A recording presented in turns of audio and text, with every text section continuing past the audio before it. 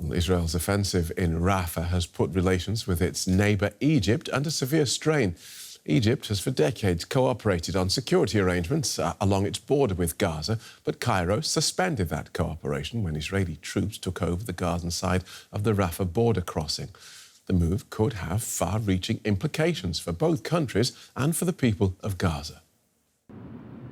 Israeli soldiers in Rafah, the biggest crossing for aid coming into Gaza, now shut off. Israel has opened other crossings further north, but this one has special significance. The other side of the Rafah crossing is Egypt. The country shares a 206-kilometer-long border with Israel, but it's the 12 kilometers where Egypt borders Gaza that are now in dispute. For decades, Israel has relied on Egypt to help implement security arrangements in Gaza, as well as for delivery of food and other necessities. That cooperation all dates back to the Camp David Accords, which came after years of conflict, including 3 wars. Signing the accords was a major strategic step, changing the dynamics in the region. Egypt's substantial military was no longer a threat. It also resulted in a shift in U.S. policy. Egypt became a major recipient of American foreign aid. But Israel's cooperation with its closest partner in the Middle East is over for now. Egypt says the IDF takeover of the Gaza side of the Rafah crossing violates treaties that say the zone should be demilitarized. In addition, Egypt has now announced it will join South Africa's case against Israel for genocide at the International Court of Justice, adding to Israel's international isolation. U.S. media have also reported that Egypt may downgrade its diplomatic ties with Israel. However, Egypt cannot afford to alienate the U.S. It's also worried about a possible Palestinian exodus into Egypt itself. So there are reasons to resume cooperation with Israel at some point in the future. DW Middle East analyst Shani Rozanes can tell us more. Welcome, Shani. So we have relations now between Israel and Egypt at their tensest since the Camp David Accords were signed.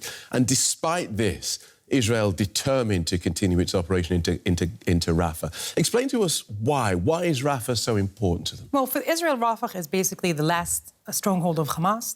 For Netanyahu, he has built the last months. Rafah is the only thing stopping Israel from the victory and the total elimination of Hamas. So he needs to do that for his political standing. But also, technically, the crossing in Rafah has been Hamas's main getaway point. You know, that was the place where they got most of their supply from, through Egypt. It's also what caused a lot of tensions once October 7th, the catastrophe has unveiled itself, and Israel slowly realized how much arms Hamas has been holding through, been gathering through the Rafah crossing, and starting to be a bit more.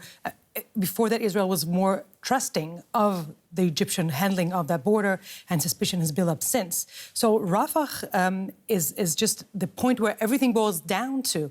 It's now the main crossing point for aid, but also has been, for many years, the crossing point for other goods that not necessarily what Israel wanted to see going into the Gaza Strip. OK, so Israel goes into Rafah despite the United States, the United Nations, the UK, and so many of its allies saying, don't do this.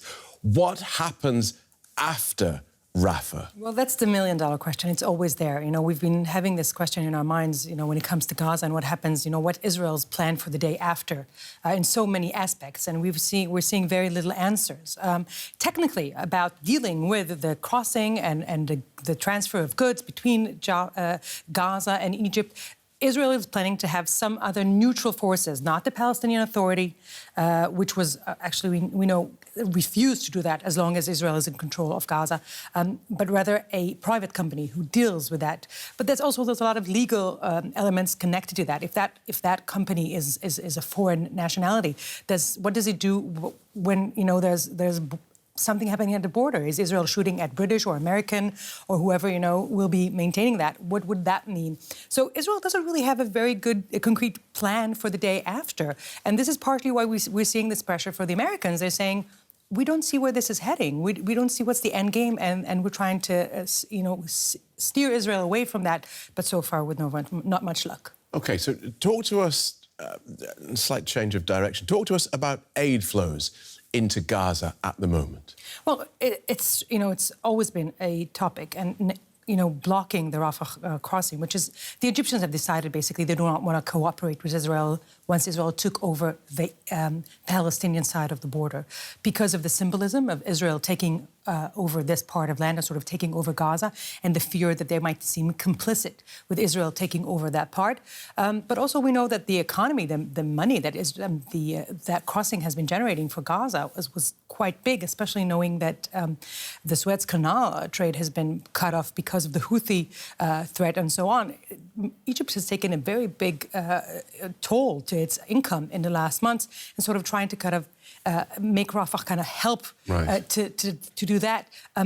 The problem now is that as long as there is no crossing from Egypt, a lot of the goods that have been sent to Gaza were going to El Arish, to the Egyptian ports, and now they have no way into Gaza. And this is part of the leverage that Egypt is trying to use against Israel. Right. Journalist Karim El-Gawhary has been following this story for us. He joins us now from Cairo. Karim, both Israel and Egypt blame each other for blocking aid from entering into Gaza. What's actually preventing that aid from entering through the Rafah crossing? Well, first and foremost, on the other side is an active combat zone right now with the Israeli army on the ground fighting. Nobody of his sane mind will drive a truck into this area right now. The second reason is, of course, both of them remain closed. And there is right now, as you mentioned in the report, the Egyptians stopped the security cooperation with the Israeli army in the immediate border area. And that's another reason why there is no coordination for this aid coming back into the Gaza Strip, which is, of course, important for the entire southern Gaza Strip.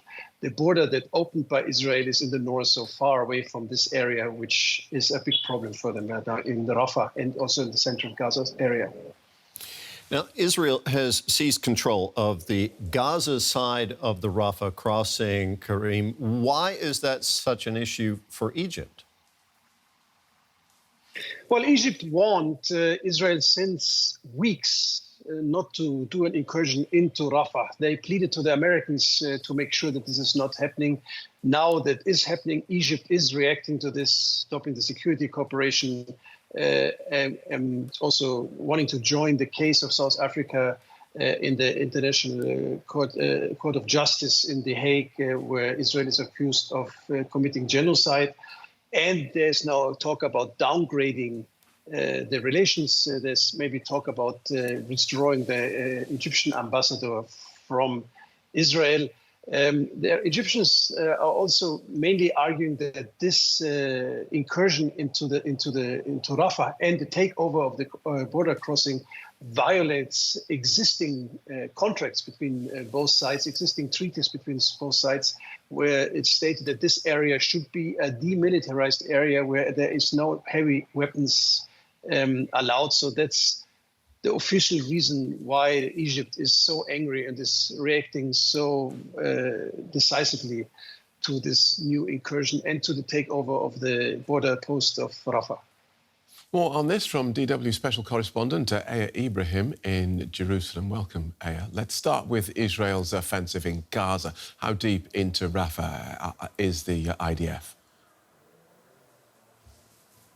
So we're hearing from eyewitnesses that the Israelis are going deeper into that southernmost part of the strip, Rafah, now approaching the eastern side of Rafah. And we're told about 450,000, so almost 500,000 people are on the move to try and escape this incursion into Rafah, if you will. But of course, there are many difficulties there.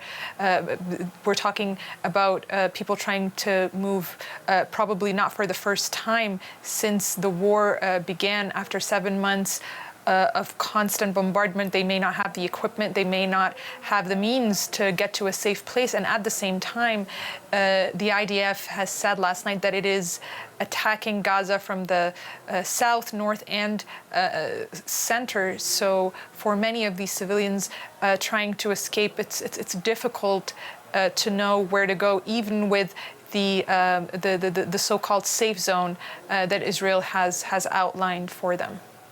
Well, meanwhile, the US and the United Nations have been pressing Israel to reopen the Rafah border crossing for aid deliveries. Why has there been so little progress there?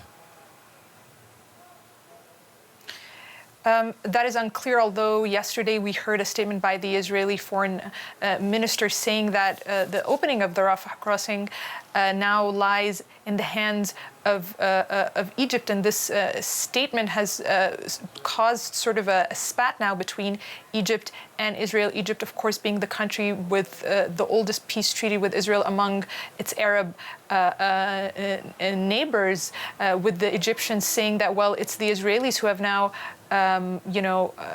occupied, if you will, the Palestinian side of the crossing, which some experts have said is actually in violation of the peace treaty between Egypt and Israel. So there seems to be a bit of confusion and perhaps even a bit of deflection on Israel's responsibility there with that statement, but unclear why that opening is not open yet. Certainly something that many in the international community would like to see as hunger and desperation are spread inside the Gaza Strip.